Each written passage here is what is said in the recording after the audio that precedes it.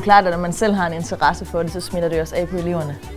Det er den måde, børnene de bliver mødt på. Det er den nærhed, som forældrene lægger mærke til. Som lærer så skal man ikke være alvidende. Man skal bare være villig til at lære nyt også. Altså, jeg tror ikke, man kan overleve som lærer på Aarhus Privatskole, hvis ikke du synes, det er enormt fedt at være lærer.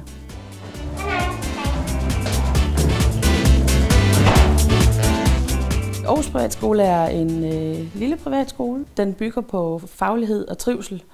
Vores grundlæggende værdier er udtrykt i en sætning, som hedder en moderne skole, som min bedstemor ville have lavet den.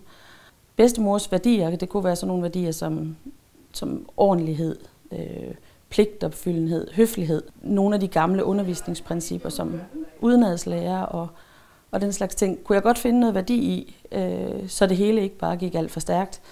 Omvendt så lever vi jo i en moderne tidsalder, og vi har nogle helt andre syn på børnene i dag i forhold til det, man havde i den gammeldags skole. Så mange af de undervisningsprincipper, vi bruger og tilgangen til børnene, handler om anerkendelse, medbestemmelse og demokrati i forhold til den måde, børnene de skal lære tingene på. Bygningen er jo tegnet af Krøyer, ham med Krøyer-kuglerne og opfinder innovativ mand. Det synes vi jo passer rigtig godt til den måde, vi driver skole på i dag. Bygningerne er rigtig spændende, og vi har forsøgt at indrette dem, så vi matcher den udvendige arkitektur, så der er oplevelsesrum forskellige steder rundt på skolen. Prøv lige se det her drej. Så skal bare være 3. Det er jo ikke nej. Det er lige til smid. Så skal der 3 af det blandt. Ja. Kom så Simon. Ja. Kartofler, som allerede er der.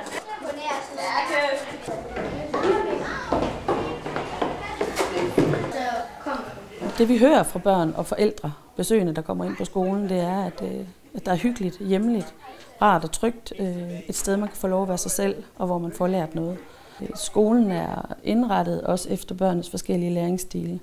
Vi har forskellige områder, hvor man for eksempel kan lægge sig i nogle sækkestole til dem, der har brug for det. Inden da har vi også testet børn i læringsstil, og det går egentlig mest ud på, at børnene bliver bevidstgjort om, hvornår det er, de lærer, hvordan de lærer bedst, når det er rigtig vanskeligt stof, de skal igennem. Så det handler altså ikke om bare, at man går hen og lægger sig og hygger sig i en sækkestol.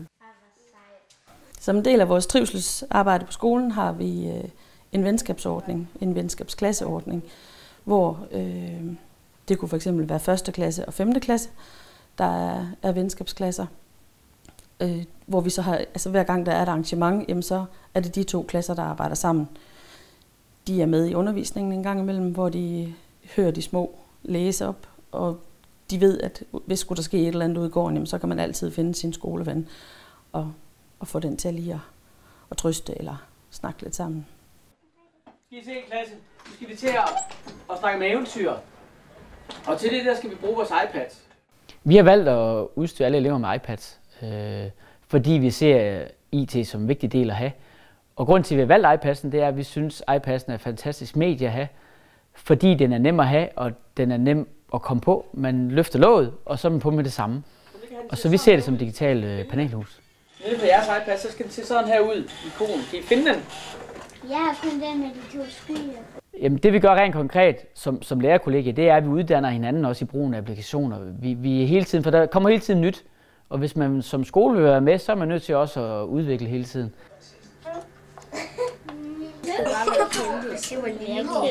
Så trækker man i dem her. Det er scenetæpper. Så vælger man, hvad for en baggrund det skal være. Fedt. Den røde knap optager den. Og så prøv at flytte figuren rundt og sige noget til dem. Wow, nu står den godt nok mærkeligt. Og vi har projekter i alle klasselokalerne. Og der har vi sat Apple TV til hver af projekterne. Og det betyder, at hver enkelt elev lynhurtigt bare ved at trykke på en taste på iPad'en, kan blæse det, eleven nu har op på projekteren, hvis læreren beder om det. Jo mindre jeg kan tale, jo større er min succes i forhold til at lære børnene noget. Hvis vi skal følge med udviklingen, så skal vi bare kigge på vores børn og vores elever, fordi så er vi med, i stedet for ikke at gøre som børnene. Fordi børnene, de følger udviklingen og vil rigtig gerne være med på, hvad der rører sig inden for ny medieteknologi. Så turde vi gøre det samme som børnene, så vil vi være godt rustet. Altså vi starter sådan fra 2. klasse af, der starter vi med at gå ned i fysiklokalet i naturteknik og lave forsøg dernede. Og de lærer om sikkerhed i fysiklokalet, lærer hvordan skal vi håndtere forskellige ting, hvordan passer vi på, så der ikke sker skader. og hvordan opfører man sig i et fysiklokale. Og det gør, at det bliver sådan en helt naturlig del af deres skoledag at komme derned.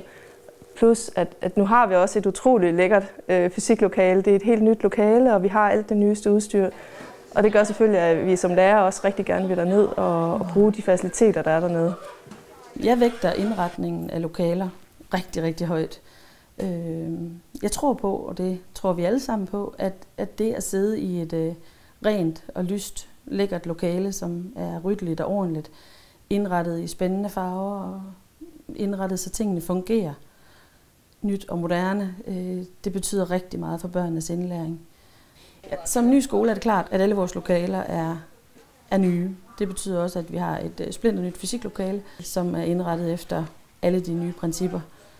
Det er rigtig dejligt at have mulighed for det at komme ind i et inspirerende lokale for børnene, som samtidig opfylder alle de sikkerhedsmæssige krav. Så det er både biologi og fysik, kemi og geografi, som er derinde, sådan så at når man for eksempel har fysik, kemi, så kan man stadigvæk se, at der er nogle biologiting derinde, der er nogle forskellige organer for eksempel. Så der er mange forskellige ting derinde, som kan pirre deres nysgerrighed allerede fra de små klasser.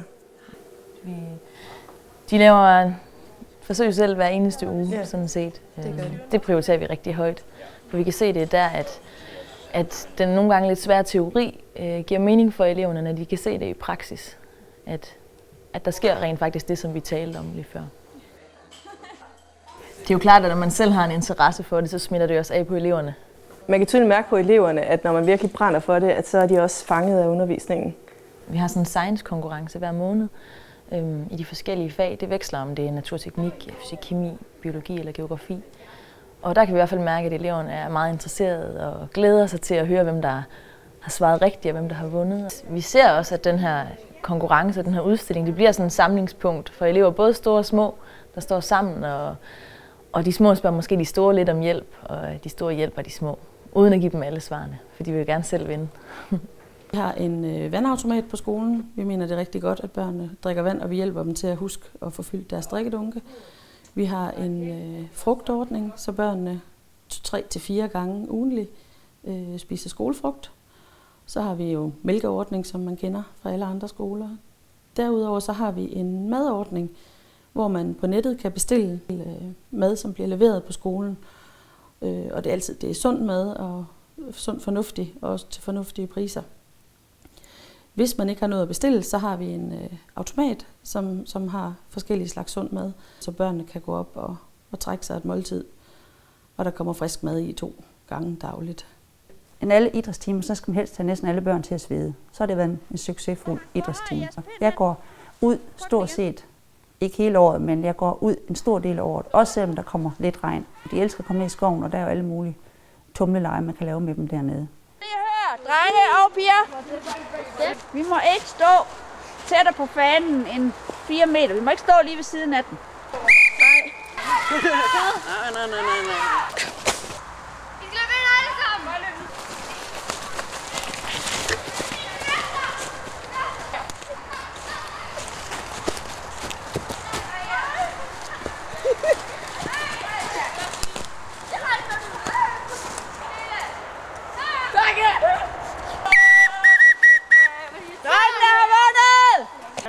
De elsker det, men jeg elsker også faget, så det er nok også en del af årsagen. Den er taget godt selv. Det kan også være, hvis vi arbejder med kroppen og organer, som vi har gjort den her uge, så får jeg fat i en masse griseorganer. Så alle de ting havde vi så en masse teoretisk omkring, og så var vi simpelthen ellers i gang med at skære. Og det er et super lokale, fordi der er bare alt, hvad man skal bruge. Og der er gruppeborde, og der er vandhaner, hvad alle bruger, og så de kan virkelig få lov at stå og skære og svine, uden man føler, at det generer nogen, eller man ødelægger lokalet. Er det der blodet kommer igennem? Ja. Vi har forskellige emneuger, temauger, hvor vi bryder skemaet op. Det kunne for eksempel være en sundhedsuge, hvor børnene får en wellnessuge, hvor de får fodbad og massage og hører lidt spændende musik. Og i det hele taget er ude og røre sig på en anden måde, end de er vant til.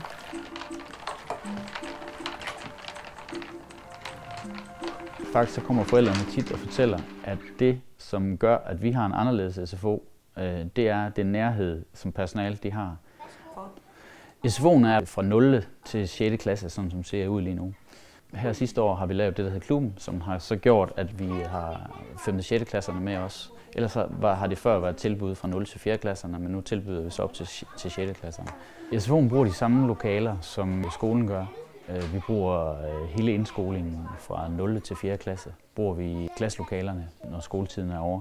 Så har vi en dejlig lækker hal, som vi gør meget ud af at bruge.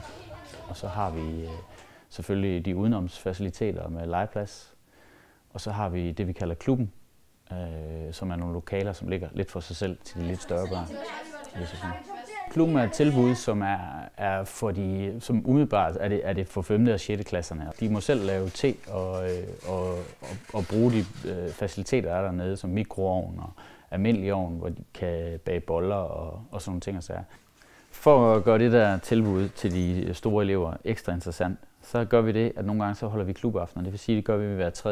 eller en gang om måneden. Der skal man selvfølgelig tilmelde sig for at komme med, fordi at det kan være ture ud af huset, biografture, en tur i skoven og se ude i dyrehaven.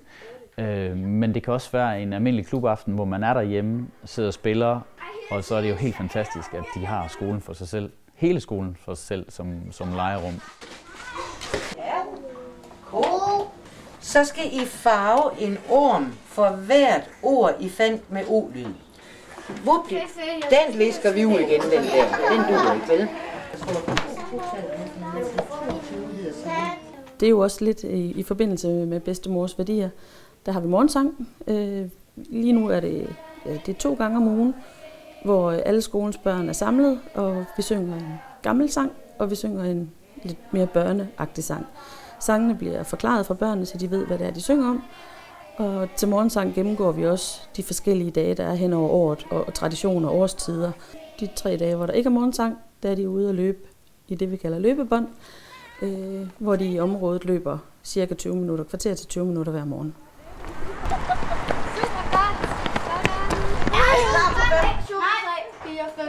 Ja, vi er næsten op på alle farverne i en rækkefølge. Red, green, blue, orange, pink, go! Hvis man sætter sit barn i 5. klasse på Aarhus Privatskole, så vil man opleve, at børnene på det tidspunkt har haft engelsk siden 1. klasse, og lige er startet på tysk. 11 Jahre alt. Ich wohne in Aarhus. Ich komme aus Danmark. Danmark. Ja. Så et A med 2 prikker over, det bliver til et A. Så derfor så hedder det Danmark. Det har vi valgt, fordi vi kan mærke, at børn i dag kan være en lille smule usikre, og særligt i 7. klasse, hvor man normalt får tysk. Det er lige den alder, hvor man er særlig følsom. Der har vi fundet ud af, at jo længere nede man starter på sprogundervisning, jo mere sikre er børnene og har lyst til at lege det ind. Ja, det bliver rigtig lille. Kom ind.